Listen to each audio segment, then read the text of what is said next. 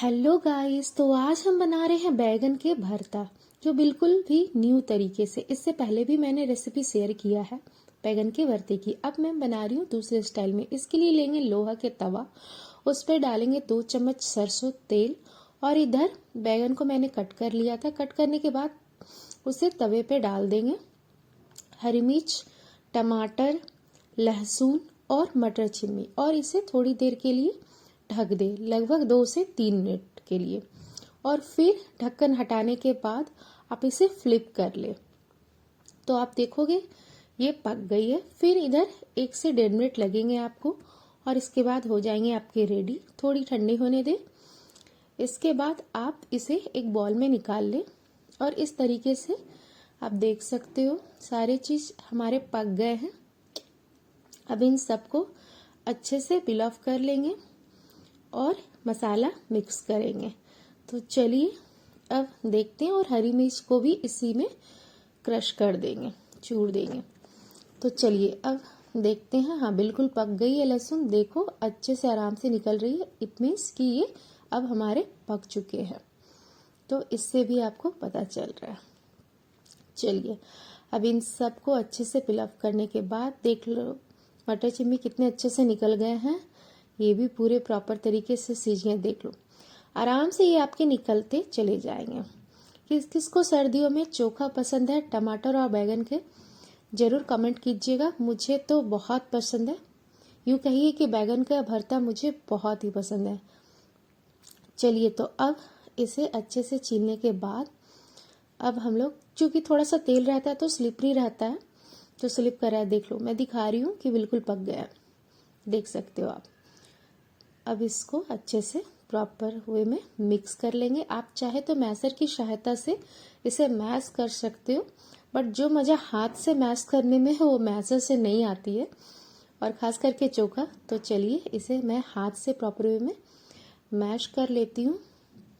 और इधर हम एक तवा लेंगे और तवा पे इसे यूँ कह लो छोका लगाएंगे। क्योंकि मैं बेटे को भी दे रही हूँ इसलिए ज़्यादा मैं मसाले यूज़ नहीं करूँगी, क्योंकि थोड़ा स्पाइसी रहता है तो वो फिर नहीं खाता है। तो चलिए ये प्रॉपर तरीके से हो गया है मैश। अब लेंगे एक तवा, और उस तवे पे लगभग 1 चम्मच के आसपास सरसों तेल मैंने डाला है। अब इसमें जीरा डालेंगे। थोड़ी सी अगर पीली सरसों हो तो वो भी आप डाल सकते हो। मैंने हरी मिर्च अब नहीं डाला है, अब सिर्फ ओनियन कट करके रखी हूँ, और उसे थोड़ी देर के लिए ही फ्राई कर लेंगे, क्योंकि ज़्यादा देर फ्राई नहीं करना है, नहीं तो वो फिर ओवर कुक हो जाएंगे।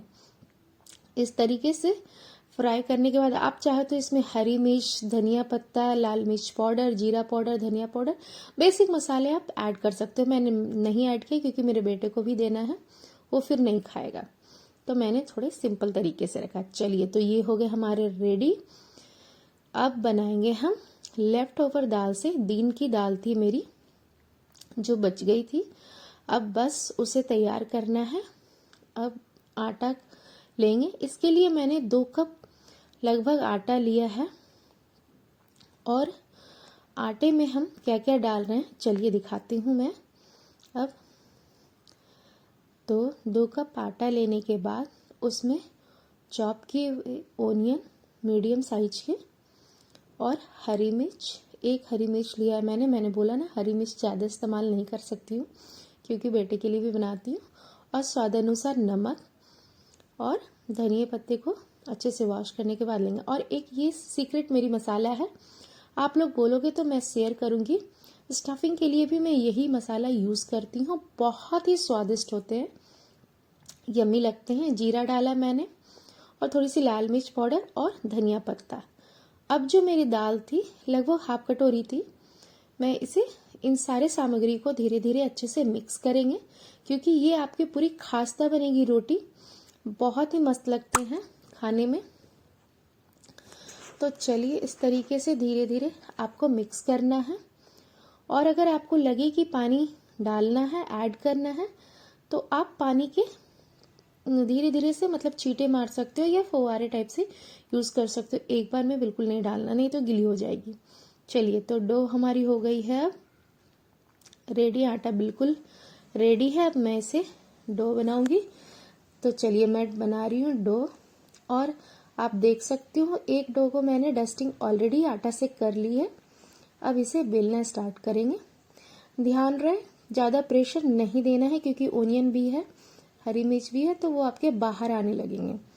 रोटी में यही है कि आप प्रॉपर तरीके से कैसे बेलते हो ये भी डिपेंड करता है, नहीं तो आपके छेदे छेदे हो जाएंगे, वो प्याज बाहर आ जाएंगे। मुझे लगा थोड़ी सी सूखे आटे की स्प्रिंकल कर देनी चाहिए, क्योंकि सटने लगे थे नीचे से, तो मैंने थोड़ी सी कर दी। ज़्यादा मत कीजिएगा, नहीं तो आटा आटा लगेगा खाने में। चलिए, तो इस तरीके से हमारी रोटी हो गई है रेडी। अब तावा को मैंने प्रीहीट कर लिया है। ठंडी तावा पे रोटी मत डालिए, थोड़ी सी गर्म रहती है तो रोटी अच्छे से सिकाती है आपकी। तो चलिए अब इस पे डाल देंगे और इसे फ्लिप कर लेंगे। और आप बटर चाहो तो बटर, घी चाहो तो घी, जो भी ऑयल खाते हो आप वो डाल लोगे। चलिए, इस तरीके से हो गई है मेरी रोटी रेडी। अब इसे थाली में सर्व कर लेंगे।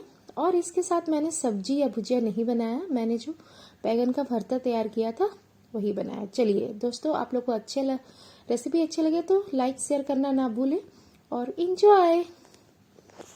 Bye guys.